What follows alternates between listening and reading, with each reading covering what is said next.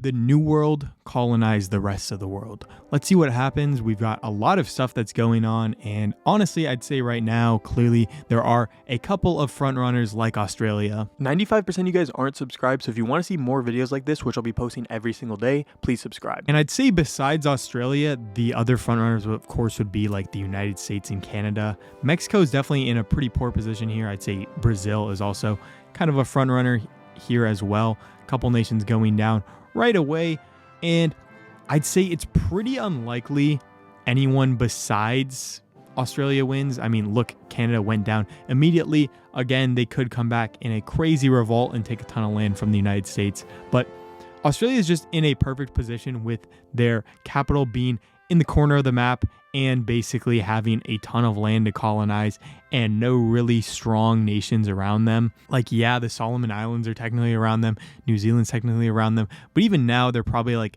10 times the size of any of the other nations in their initial vicinity. So I feel like it's very unlikely that Australia doesn't do extremely well here and like last a long time.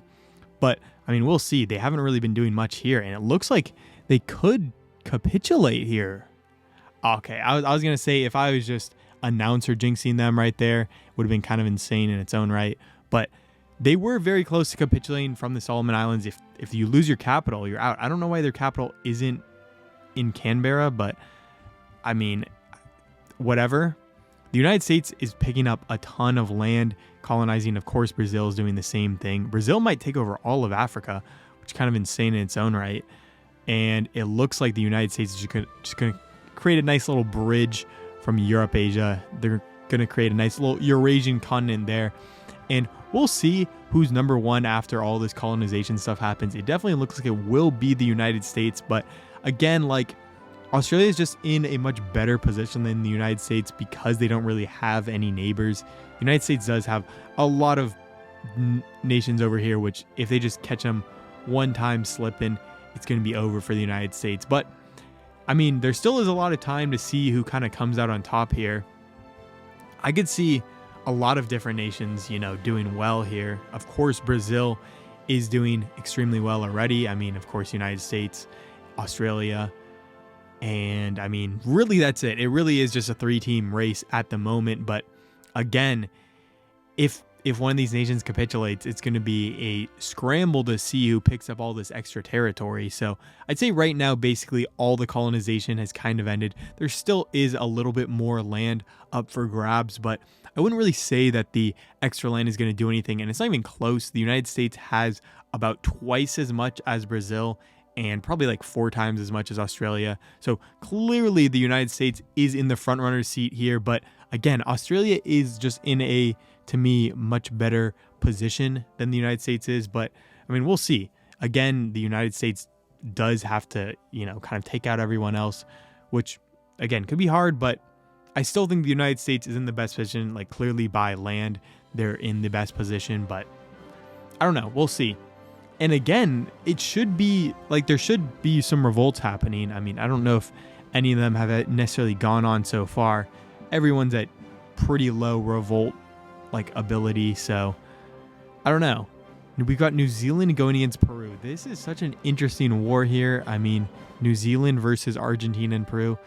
It kind of makes sense because they are in relatively close in terms of geography wise, but it looks like New Zealand is going to go down to Australia.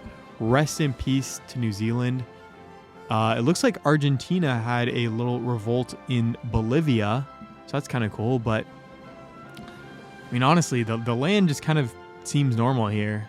I just kind of want the U.S. to lose a little bit of land. They've been doing a little bit too well for this game, and I'd say I honestly just don't want to see the U.S. Whoa! Suriname just came out of Brazil. That's crazy. This is a huge nation here. And I mean, I wouldn't say they're in the best position, but that is a huge nation nonetheless. And it looks like Brazil is kind of getting fucking hit from both sides. So I don't know. Brazil does not look good. And yeah, Argentina could capitulate them right here. And Brazil capitulates Peru, but Brazil might be getting capitulated themselves. So it's a lot more land for someone like Suriname or, I mean, even Argentina in their own right. So it's going to be very, very interesting to see. Okay, Brazil does survive, but just holding on by a smidge. If anyone attacks them, it could be pretty much over for them. Mexico is back, but it looks like the United States might just easily take over their land. This is just really interesting to see who is still alive. Australia does not have a lot of gold left, so Suriname could take over a lot of their stuff, but it seems like they're fighting kind of on all fronts. Brazil could capitulate right here, though. Is Brazil going to capitulate?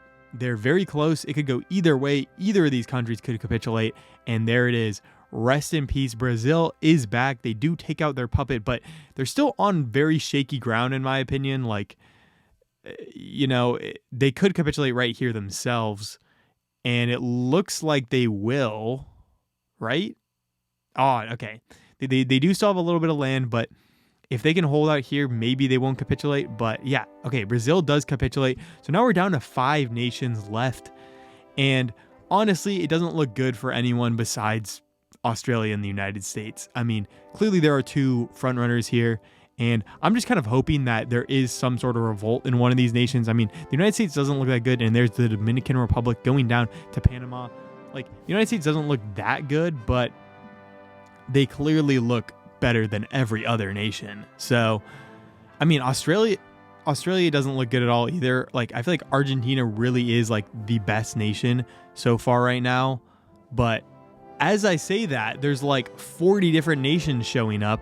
I said Argentina was the best looking nation, and they had 80% revolt thing, and now they have Bolivia, Ecuador, Brazil's back, Chile's back. Like, and then a bunch of these came out of Panama as well. So basically, all of Argentina kind of just got shellacked.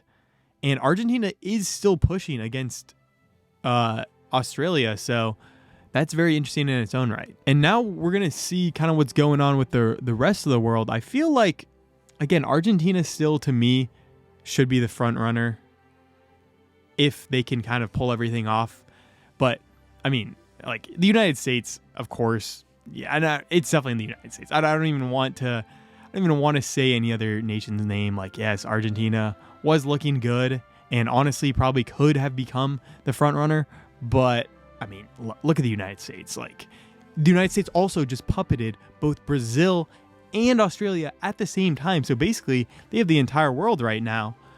But I don't know. It might be kind of tough for them to kind of pull off this entire victory here. Argentina is looking relatively solid, and it looks like they're taking a good amount of the American land, but I mean, it's gonna be still hard for them to take over the entire world when America basically has every other piece of land on the earth. Like, Argentina is still alive, they're still doing relatively well, but I mean, outside of the Bahamas and Belize, where is Argentina going to expand into that isn't the United States? I don't know. They really can't expand anywhere, but it does look like they are. It does look like they are expanding a little bit into the United States, and Ecuador is especially themselves. But it seems like there also are a couple revolts here in Chile, and I don't know. It's very, very interesting to see what's happening, because now Australia might capitulate here. Australia capitulates themselves. Wow. Okay. And I'm not going to lie, the United States is also on very, very, very shaky ground here, because if they lose this capital, it could be over for them. Yeah, it really could be over for the United States as well. Ooh, this is going kind of crazy. The United States is very close to capitulating. If they lose Canada's capital, I think it will be the entire world having they barely survive.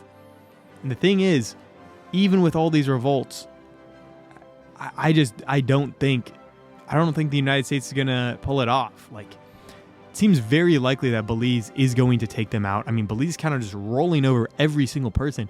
And the thing is, if they get the United States, I feel like it will just, I mean, to me, it will really solve everything for them. And Argentina is not looking good at all at the moment. Somehow Ecuador is just on multiple different continents also. The Bahamas technically have land here. But yeah, Belize is getting destroyed. The United States looks fine. I mean, I wouldn't really say they look good, but they look fine, I guess, in a way. And Australia became they became a revolt themselves all the way out here when they were a revolt from Ecuador. Like, that doesn't even make sense, but interesting nonetheless. And we have the Bahamas fighting against both the United States and Belize at the same time. And the thing is, they might also technically capitulate the United States. I don't think they will because they don't have enough gold, but the United States is in a very precarious position nonetheless. Australia does go down to Ecuador, so rest in peace to them. But it's just very interesting to see like the dynamics here because, you know, everyone is fighting against the United States. And the United States, you know, maybe they pull it off. It looks like, I mean, they've ran out of gold again. It really just depends right here on this nation, Bahamas, because Ecuador also ran out of money. So if the Bahamas can get to, I guess that's Ottawa.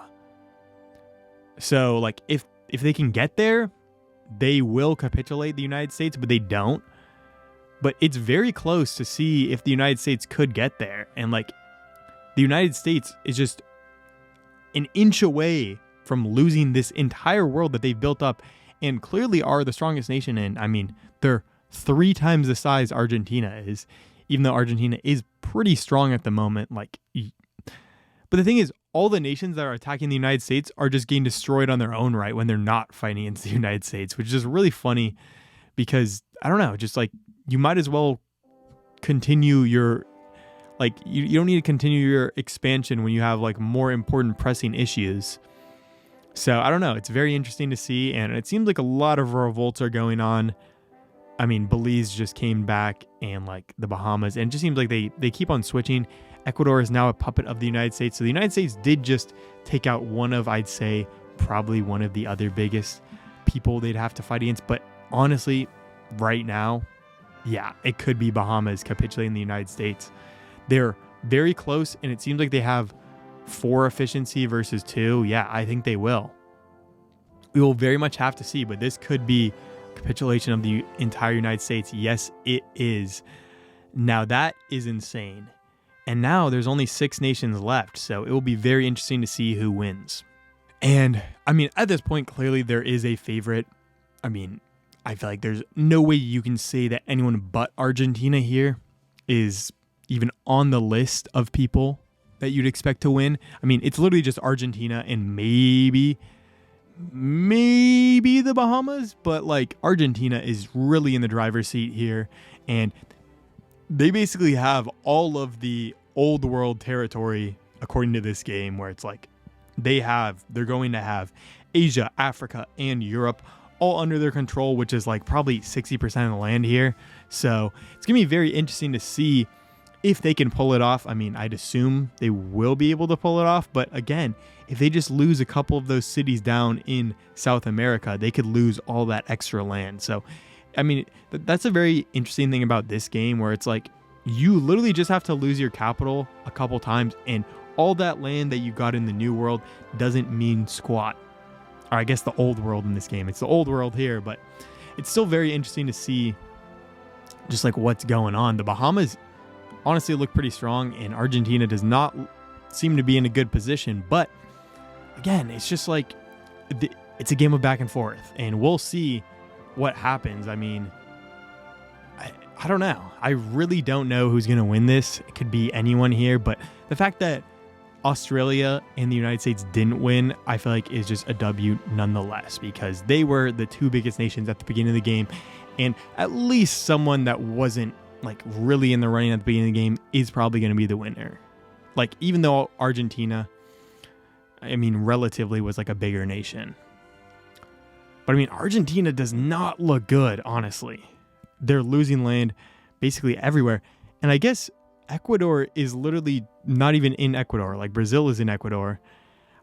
I don't really know how that makes sense, but whatever. This game doesn't make sense at all. I mean, Argentina owns basically all of Africa, Asia, and Europe. Like, does that make sense at all? No, it doesn't. It's reverse. It's opposite day here. So I don't know. I think very much it seems like there's a lot of just random people. Bahamas versus Brazil, and the Bahamas went down as well.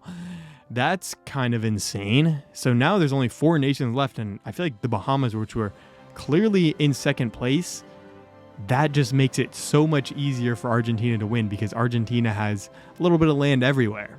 So, I mean, the only nation that I could really see taking out Argentina is Chile. Just because they're so close to them, Argentina doesn't have that much gold. And, you know, if they do a little fight here and they have a little bit higher combat efficiency, it could be over for Argentina. All their lands of world domination is over. And there is Brazil going down. And now is the famed battle, Chile versus Argentina. And it looks like Argentina did win that one. So, again, we're down to 3 nations now.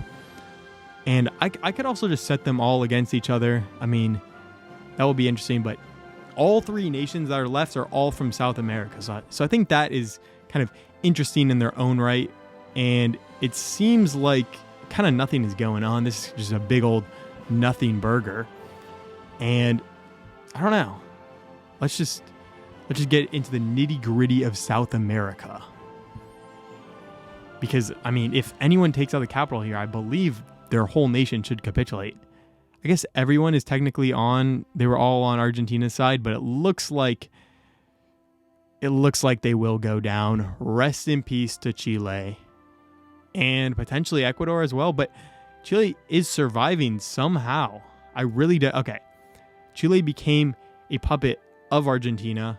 Argentina released Ecuador as a puppet, and now they're probably all fighting again. It doesn't really matter. It's all just a little cycle here, but the fact that Ecuador is pushing is definitely, I would say, not a good sign if you're on Argentina's side because, again, if Argentina just loses this little Buenos Aires down here, it is not looking good for them on the world stage, even though they have all this land everywhere else.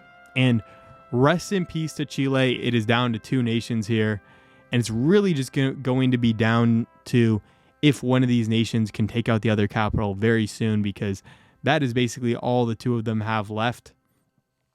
And honestly, I just like to see a war to the death. So if this war doesn't do anything, we're just going to have them fight it all to the death.